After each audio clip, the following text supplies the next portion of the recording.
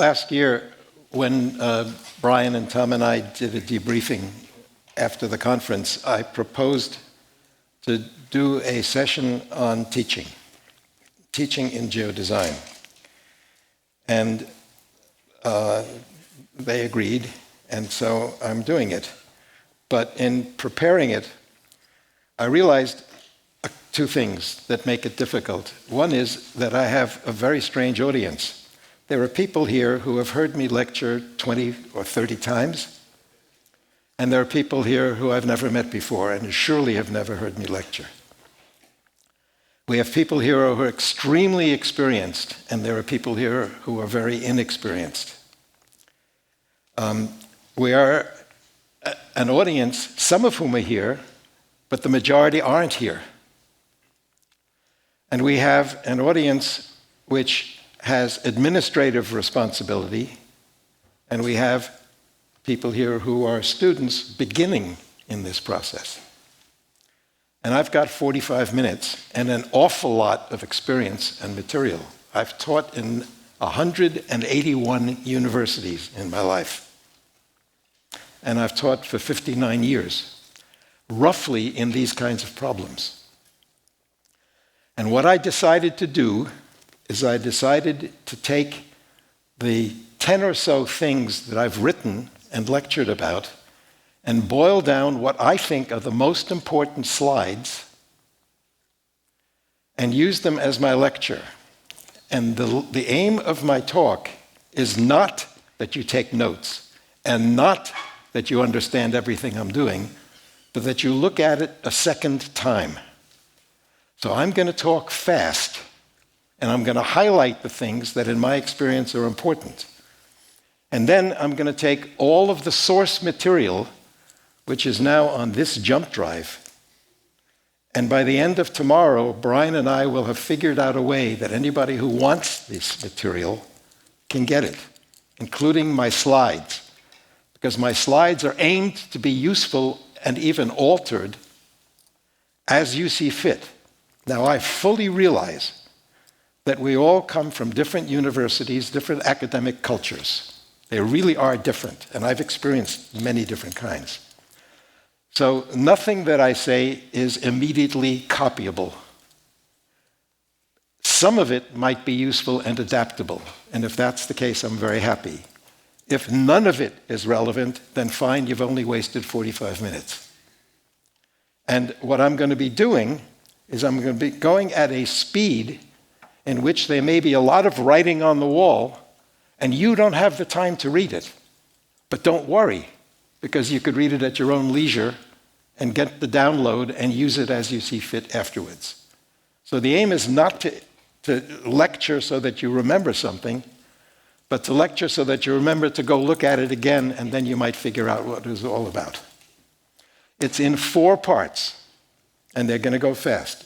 The 4 parts is, how do you make the argument that geodesign should be part of a university in the first place? A faculty member who proposes to do something only has 2 options. He or she has 2 options. 1, take something you're already doing and just tweak it so that it fits. Most of us have done that. The other option is to say, look, this is so important, it has to be added to the curriculum of a department, of a school, maybe of a university. But my experience is, for everything that goes in, something has to go out. And so the ability to make that argument that this is more important than that is something that many of us in this room who are, let's say, 40 years old have had to do. 25 years old, you don't do it, you're told. 40 years old, you have to make those decisions. And how do you do it? How do you make the argument? That's the first part. The second part is, what are the 2 most important things in teaching? One has to be some kind of a set of courses that are seminars or lecture courses. A studio is not enough. A workshop is surely not enough. And the other side is the practicum. The doing the project that gives you the experience, and doing more than one, and doing them in different levels of depth and different locations. So how do you structure a lecture course or a seminar?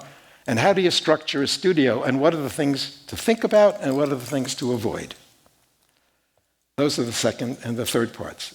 The fourth part is, if you're the rector or the dean, how do you build a curriculum of parts that satisfy the different levels of students as they go from undergraduate to doctoral level? And how do you use the same faculty and things at different levels of activity to produce people who actually can lead the geodesign, not just to participate in it? And I'm only giving the surface of those arguments in my slides. All right? And I'm not going to talk at all. Some of it is self-explanatory, and you're going to have to read it. All right, what's the generic problem? The generic problem is, how do we organize and conduct the very beginning and strategic stages? If the beginning is wrong, it's all wrong. So this is not about construction details. This is not about laboratory science. This is about how do you begin to even think about a problem which is complicated. Of designing for longer-term change, I'm not a person and I'm speaking from my experience and interests. I'm not interested in tomorrow morning. That'll be okay. That's noise. I'm interested in the things that aren't being done, which is 20 years, 30 years, 100 years. Large, I don't care about your backyard. I do care about your watershed. Multi-system, I don't care how the trail in Mariposa County goes without knowing also where the housing is going to go. And I'm glad I was told that the trail bounds the housing. But I saw the trail on the drawing. I didn't see the housing on the drawing this morning. Multi-client. People don't agree, whereas the majority of our education says they do. It's called the client. But in the real world, that's not true. The wife and the husband don't necessarily agree. And contentious. You have to be as open as possible because the lawyers will take over otherwise. And where our goal is concurrence, meaning things come together, and agreements, meaning we leave this exercise saying, yeah, that's a good idea, something like that is what we should do. Not precisely, but something like that is what we should do. And I think this is very frequently the normal situation for important studies, and I think this is where geodesign has a huge competitive advantage. This is an old slide, but it's clear that serious social and environmental issues designing for change cannot be solitary. One person can't do it. None of us knows enough. It's inevitably collaborative. And those are the people, and it's got to have transparent communication with the people of the place who are also direct participants. That's right up front. Geodesign will need conductors, globally thousands of them and very fast. The aim is twofold, but the really important aim is to produce people who can run these projects, not participate in them, but run them. All right? And to do that, you don't do it once. That's impossible. It's impossible. You have to do it 20 times before you're good at it. So maybe you'll do it 3 times in school. The vast majority in the design professions and in the sciences is directed towards training soloists. And I've written a paper years ago called Educating Conductors versus Training Soloists, Teaching in a Collaborative Multidisciplinary Framework in 2009. But I've done it for 50 years. And the goal of most students is to master all of the skills and knowledge needed for effective professional and scientific activity, to identify problems, analyze them, form hypotheses, and design possible solutions, see them tested, selected, applied. The same model applies in the sciences as in the design field. Our designs are hypotheses. Their hypotheses are designs. I have a biochemical genius as a nephew. He's a very senior professor. and he visualizes how a cell might spread in cancer. And he has a visual model that's no different from a visual model of the design of a park or a street or anything like that.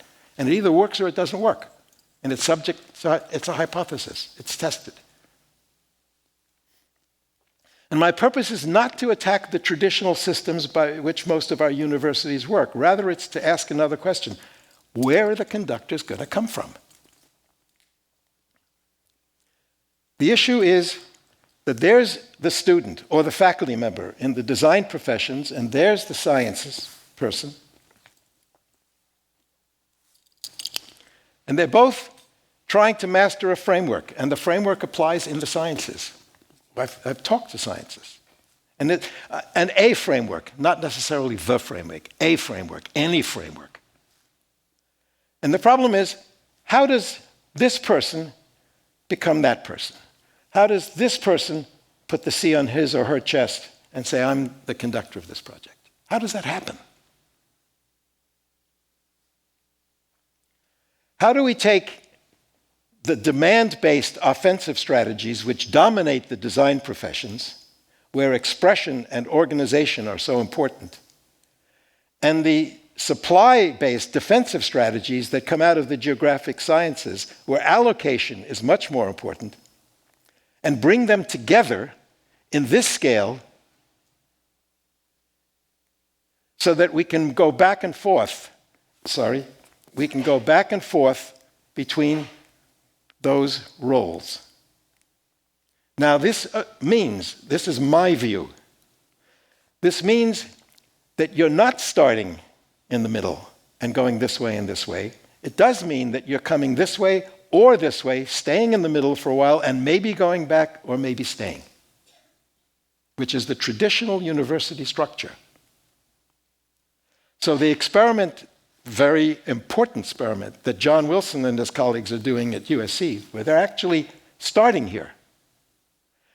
That's a very important thing, because they may win and be right, but the majority of people don't do that. And so is the experiment that Kellyanne and others have organized at Penn State, where people start as adult, experienced professionals, and then they go back and forth. That's also maybe the right way to do it, but it's not the majority way that most universities are organized.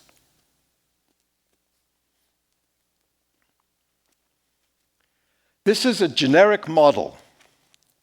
Green is geodesign, and this is it's a generic model. Let's give them some names.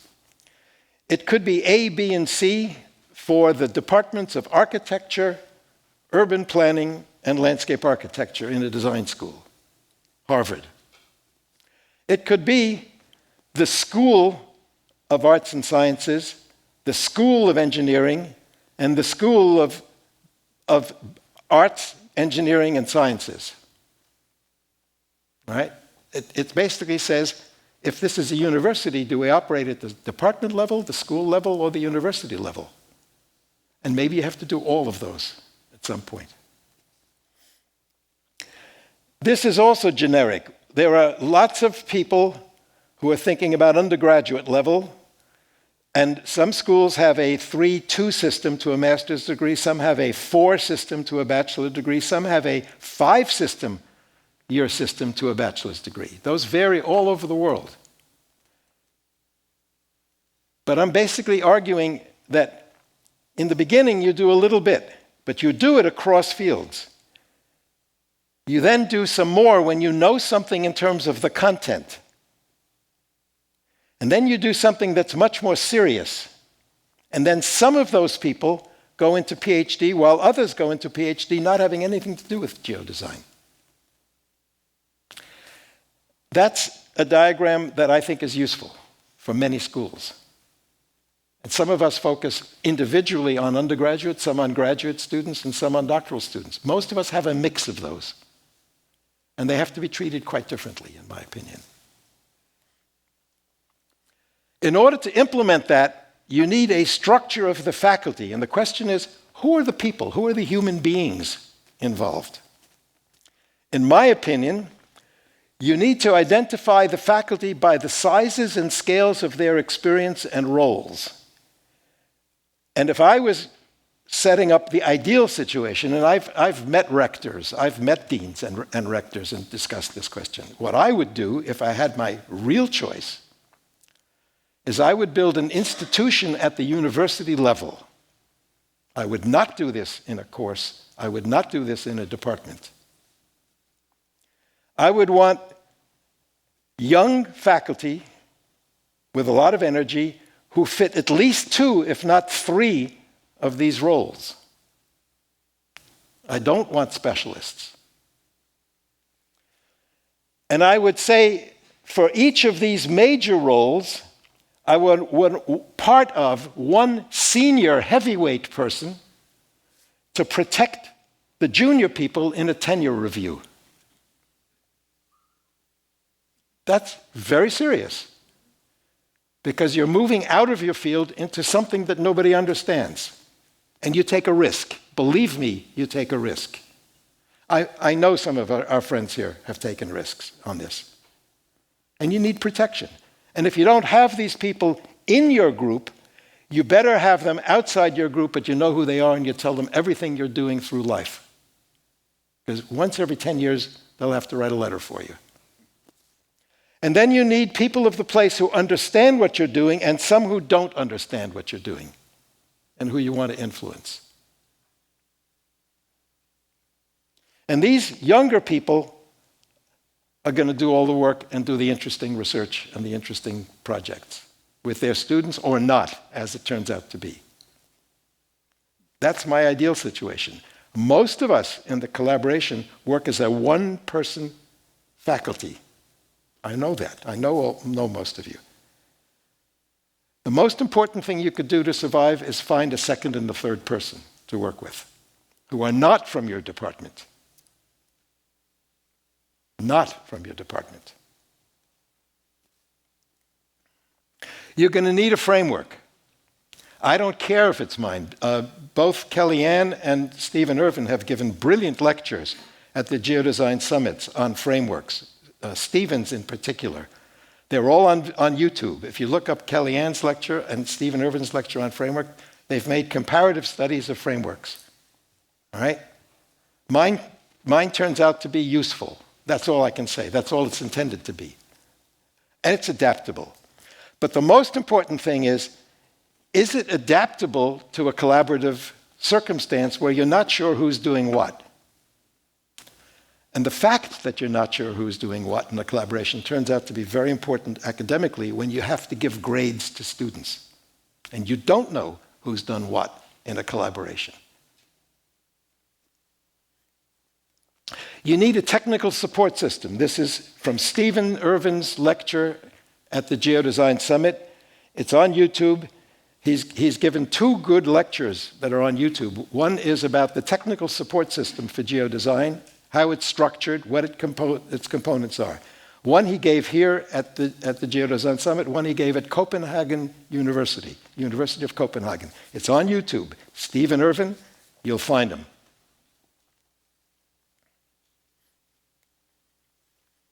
You need to identify 4 kinds of course components. 4 of them, in my opinion. They are the idea of history and case studies. What did people do in the past for similar projects? What did they do well? What failed and why? You need to have a models-oriented course on the spatial analysis methods and the content of models that fall within the projects that you think you're going to be doing. How do deserts change? How does housing get more dense? How does flooding get mitigated? That has content called flood, desert, and housing, but it also has spatial analysis methods that underlie the models that describe those processes. The interesting thing is, and I'm using my framework for this, is that the models for representation and change are identical. For process and impact, they are identical. And for evaluation and decision, they're identical. They're only changing the conditions on which the models apply. And so it could be 3 courses, it could be 1 course with 6 parts, or it could be 1 course with 3 parts.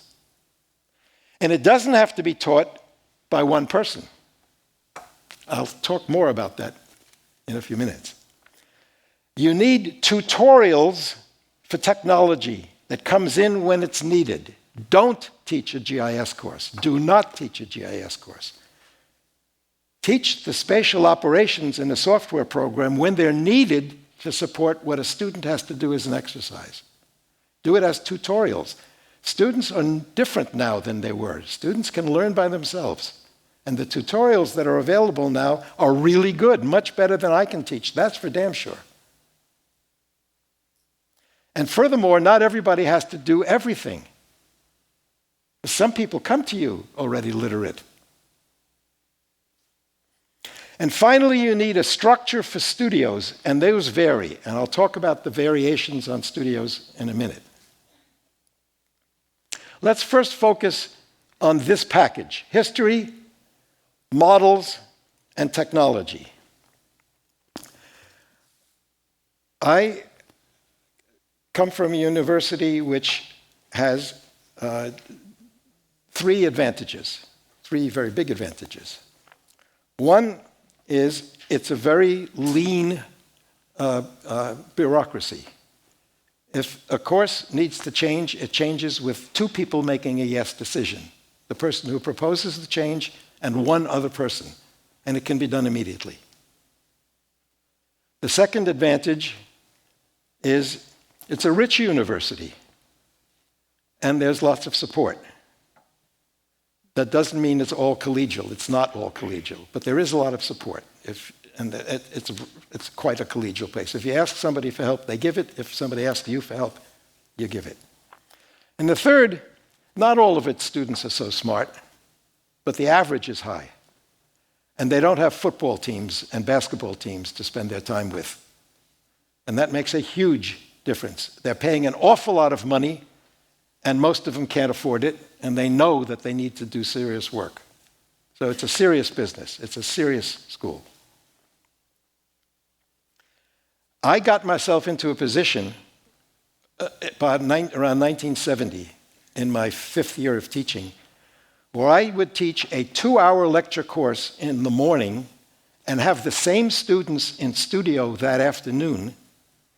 And my lectures were cued to what those students were expected to do that week in studio. All right? That's really important, because if you think you can give a lecture course in 1 semester and that the students will remember in the 2nd semester what they learned and apply it in the studio, you're wrong. That's not my experience with students at all. The students in the studio will know they have to do something, and they'll say, oh yeah, that's what we did this morning or yesterday. Let's do it, but do it on our site. That relationship has to be the same time, in my opinion.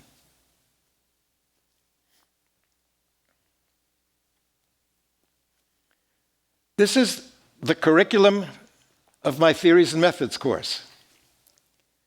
The course has 3 aspects. The first is a series of lectures by me in which different elements of theories and methods applicable to landscape planning are critically surveyed. Each lecture and its readings include 1 or more case studies in which that particular aspect of theory was central to its success or failure.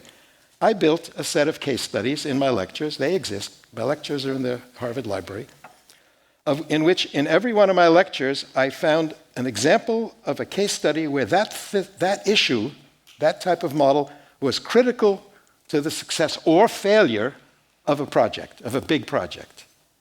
And that made it real, it made it tangible, it made it not abstract. That's really important. The second is, seen as a whole, these methods share fundamental operations in the organization and analysis of spatial data. These are introduced through lectures and via exercises. I would have every lecture course, almost every lecture in my lecture course, the students had to do something. Nobody sleeps in my courses. If I had to ask for a question to be answered, I would take a pen on the table, I'd spin it, it would end up on Alan, and I'd say, Alan, what do you think? And I'd spin it again, and I'd say, what do you think? And then I'd spin it again, and I'd say, ask her a question. And I had teachers who operated like that before in the 50s. And it was an operation based on respect, not on friendship. And it wasn't based on fear, because if a student didn't answer, I didn't yell, and there was nothing. There was no problem about that. I also treated my English as second language students identical to my American students. I said, I told them, my second language is English. I'm a refugee in America. All right? And I had to go through this. So you come from Taiwan, you're going to give a lecture. And we don't care if you stumble in grammar, because we couldn't do it in your country. And I certainly treated my women students the same as my men students, mercilessly. That's not trivial. That's really, really important from the perspective of a student-faculty member relationship. The third part of the project is that every student, if you look at this, don't look at it closely, but these are all the chapters in my theories and methods in my book. The last 7 sessions were case studies. And the only grade that the student got in my class was the case study that he presented or she presented. What was the case study? Well, first of all, there's lots. Let me continue about the reading list. Every student had to produce a case study. Go back. Now, the support of my lectures up to this point were, these books didn't exist, but I can tell you that I wrote the framework book in 6 weeks, because it's basically the core elements of my lecture notes. And this book was intended actually to be a case guide for a lecture course or for a seminar course. I had a reading list. There was a reading list on every lecture. And by the way, the introduction was a history of influential ideas. It's a lecture that I have. It's on YouTube. And the second one was religion and culture. I would talk about religious and cultural values as why they're important and why you have to think about that before you start a project for somebody else. So I had Hessam Joma talking about what the Quran says about the environment, that you're basically borrowing the environment during your life from God. It's not yours. You don't own it. You're borrowing it as a concept. The Jewish tradition, you're not allowed to cut down your enemy's trees. There are all kinds of these ideas in the world, and they're important. I would never put more than 3 or 4 things on a reading list, and I didn't expect my students to read the reading list. I did not. I expected them to go to the reading list when they didn't understand my lectures, or when they had a question that they had to go look and research. Tess and I met with the faculties of Porto, Lisbon, and Coimbra universities when they started their doctoral degree. And they decided that they would have a different faculty member give no more than 2 or 3 of these lectures, joint from the other universities. And each one of them would produce a YouTube or a reading in their language that comparable to ones that I had in English. And it took them 1 day to find the people in those universities, each one coming with the best single Portuguese reading or video that explains what they were going to talk about. It took them 1 day to figure that out, using this as a model. Every student had to do a case study. What was the problem? The problem was I gave them a database for a town in Massachusetts. They had to find a past study by a famous person or a piece of fiction or anybody who had an idea that could be adapted to the location of 500 houses and 500 hectares of conservation in a town of suburban Massachusetts. And they had to do it digitally. They had to locate the conservation and the housing, and they had to face the question of which comes first, the conservation or the housing. And every student had to produce a 20-minute lecture to the class of what the inspiration was, what the method was that that person used, which he or she has adapted to the case study, what the answer was, and whether it worked or not. And I would judge them on the last piece. Are they critically able to decide whether the method that they've adapted works or not? And I knew some of the people who had done the projects, and I knew what worked and not. And they only got their grade on the basis of that presentation. And they were all good, typically, because they were well rehearsed. I've never in my life given an examination that is supposed to have a right or a wrong answer. Never. And when a student is told in the beginning of the semester, at the end of the semester, I'll point to Alan again, you're going to give a lecture about how Mahler's Spring Symphony told you where to put conservation and housing in Concord, Massachusetts, and you got 20 minutes to do it. He plays a piece of symphony. He says, this is spring. Spring means we need the trees near the houses that we can see. Therefore, we want a linear scheme of houses where everybody sees the tree when they leave their house. And that's Mahler's Spring Symphony. And that's why I have a linear design. And it works. And he did it digitally. When you know you have to do that at the end of the semester, boy, do you pay attention in the GIS course when you're doing that exercise. This is the most important exercise that I ever gave. I've given it for years and years and years. It happens to be in my framework book on page 42 and 43. It's called Escape of Tigers. These are two problems. There's a house that has to be built on a steep slope that is erosion prone where there's a rare fish in the stream. Or there's a park and the housing is here and the children want to go to the park, but there's a very fast highway that they have to cross.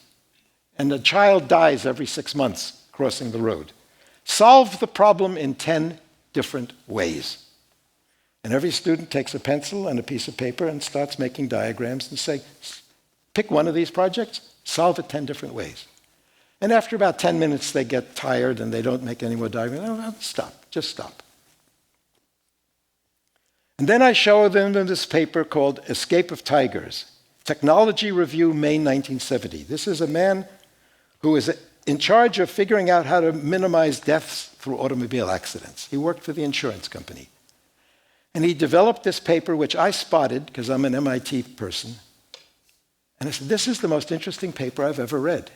This is the single most important paper that you should put in front of your students. Don't take notes because you're going to get a copy of this. There's no point. There's no point. And what he's done is he's classified solutions to those two problems. And then I would go to my students and I'd say, all right, here's his classification. And these are the diagrams that I've made afterwards of the solutions. How many of you have a number one solution? Prevent the energy. Don't allow the house to be built.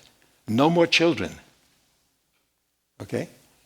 And raise your hands with the number of fingers of solutions of type 1. Then I'd go to type 2, type 3, type 4. And I'd have some student drawing diagrams on the wall. And then I would do a frequency distribution. And I would show you that most architects, urban designers, and landscape architects only do this one. They only say, move the house, build a bridge, build a tunnel, or move the road. But these three up here are prevention. These three are physical change, these four. And these three down here are mitigation. Put in more fish, have more children. Now, the planning students, they thought first about prevention.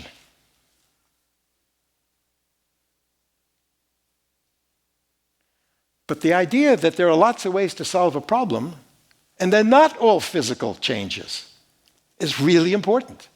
That's why we're dealing with policies and projects in geodesign. Some are policy. I mean, we had a presentation this morning where the whole design was policy, basically. Why not, if it's preventative?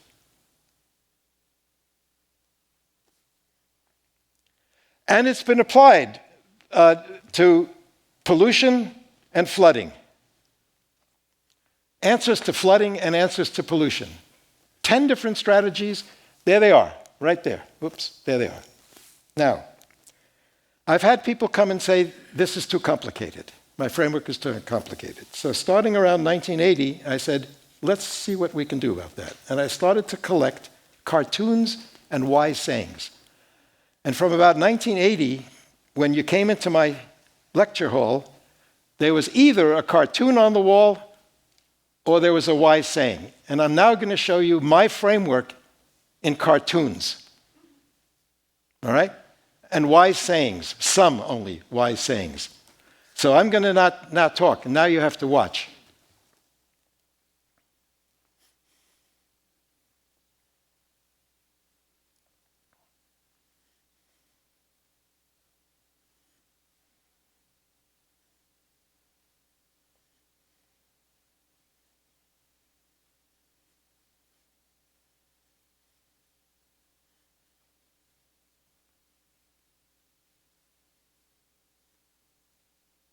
Sorry.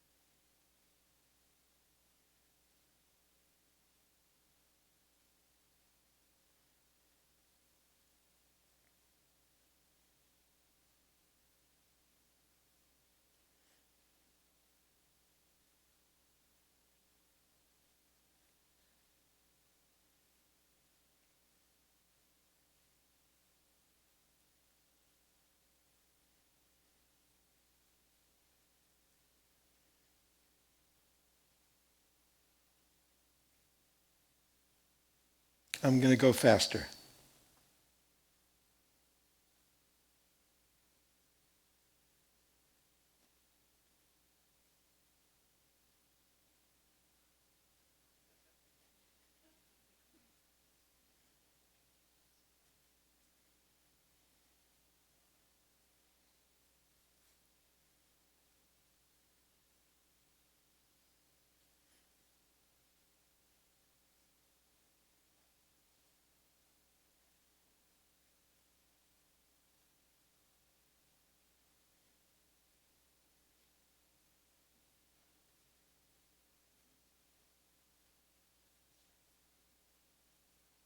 This is one of my favorite cartoons. This is called innovation.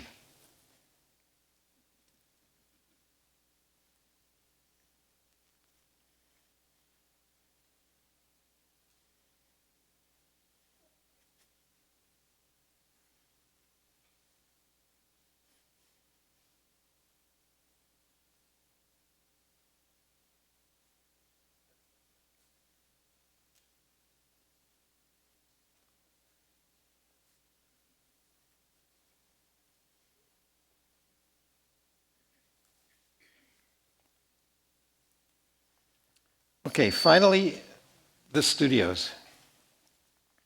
I think you need 3 different models. You have to deal with values, whether you have to talk to your students about whether you believe that the people do not know but you do, or whether you believe that the people do know. It's fundamental. Are you trying to teach students that they're going to be knowing something that the people that they work with don't? Or you're going to teach them that they better find out what the people do know? It's their world. And there are different roles. I'm not one of them, I'm an artist. I am not one of them, I'm an expert. I am not one of them, I'm service-oriented. I am one of them. And some of these work well up here, and some work well in the middle, and some work well at the global scale. And these 2 middle ones are the ones that typically work best. Beware of students or faculty who think they know everything. You have to decide whether you're going to look at the study area as a unique place, as a type, or as just one world. And the same with people. Are you going to basically say, these are all unique people who have to be dealt with, or are they types? Old, young, rich, poor, black, white? Or at this scale, people are people. And you don't make distinctions. How are you going to deal with people in your design? You have to talk about that. And again, you're not going to deal at this middle scale with people being unique. It's impossible. And you're not at the global scale even going to deal with types, probably. Because they each have different designs. And that's important. The change model is going to be the most important and contentious thing when you're designing how to design. This box right in here is where you're going to have to talk with your students. How are you going to make the design? It doesn't come from random things. And right now, we have a range of ways represented in geodesign, some of which are emphasized in the IGC. In the IGC, we're now using this structure. There's a group of people, they're united by the SDGs, there are scenarios, and they're going to be evaluated, and maybe one design will come out. But there are an awful lot of people saying there are groups of people who disagree. Each of them have a design. We're going to negotiate, and we're going to then assess that design in the SDGs. And then there's a couple who are doing it in the middle, like my study last year, which I'm doing both. And it turns out that this method up here that we're working on works best for larger projects. It doesn't work best for small projects, I think. Whereas the Geodesign hub model works really well for small projects, and it itself doesn't work for longer-term, bigger projects because The people you're talking to won't be there in 20 years. And there's a real question. There's a question of whether we focus our IGC up here or whether we make it spatially broad and have to deal with different kinds of basic structures of how we build our scenarios. But designing the scenario structure into a framework of work is critical at the beginning of a project. The students have to know where they're going. They have to know each week that there's something due and what they're going to do the next week. And every week you have to say, this is where we've come so far, this is where we are, this is where we're going next week. The workflow doesn't get presented to them on Monday in the middle of the semester. It gets designed by the group in the beginning of the semester. Terribly important. You need a workflow, and the people need to know it. You need different ways of designing. These first columns work best at smaller sizes. The right-hand ones, too, work best at bigger sizes. This is all described in the framework book. The methods. These projects can be done in diagrams, sketching and diagrams. The ones up here have to have rule-based or mathematical models and diagrams. But you don't sketch the globe, and you don't do a mathematical model of a private house. You can, but it's a waste of time. You need diagrams. You need to understand diagrams. Some of them come from the geographic sciences, and some of them come from the design professions. And some of them come from both. And the language that we can exchange, if a scientist can show me his diagram or her diagram, and I can show them my diagram, I can use it to explain what we're doing. And we both learned the diagram, and we're in business. I don't want numbers. I don't want formulae. I want it as a visual, spatial diagram. And that means that I know how to sketch it at the dinner table with the Prime Minister when I'm having dinner with the Prime Minister. I'm not going to talk about a formula with the Prime Minister.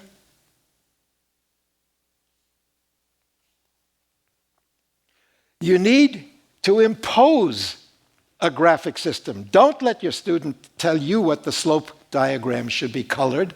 You tell the student what the slope diagram's color should be. That's crazy that we don't impose a graphic system and a scale on our students. It's my studio, it's not the student's studio. I decide that. Or, better, a committee of students decides it. You need a formula for presenting a project. This is the key of Mintai's chapter in the book that you've all gotten. If you do this, your students can see what each other are doing and understand it. And I don't want their preliminary drawings. I hate it when I say, oh, this was my number 3 design. Oh, yes, and then we did this piece of paper. Oh, no. No, I want to see what you're going to tell the Prime Minister or the governor or the mayor. Only that, because I saw the rest of it during the semester. And you don't need more than 5 minutes to describe any one of these projects. We did it this morning. So why the hell does a student have an hour to present this project? We ought to talk about it for an hour, but not to present it. And you need social rules. I'm almost finished with my talk. You need social rules. And these are Steinitz's social rules.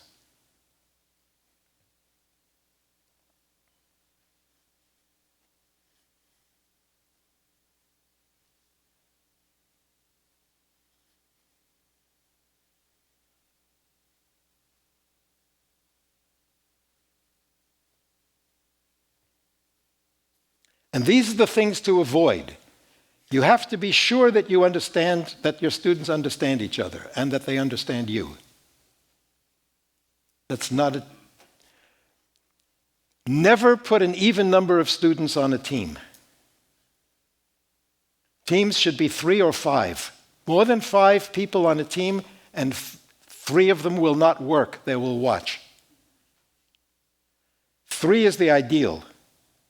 Somebody gets sick, the project continues. 5 is the maximum.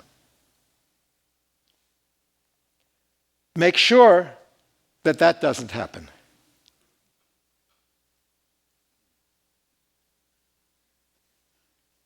And never let that happen. It happens among faculty, and it certainly happens among students. And that's why in my studio, my advanced studio, I made 3 students manage the project. And they ran all of the reviews and all of the discussions. And I met with them every week on Friday with my TAs, who were my doctoral students, saying, this is what you're going to face to decide next week. So this rotates among all of the students on a weekly basis. Every student in my studio ran the reviews and the pinups.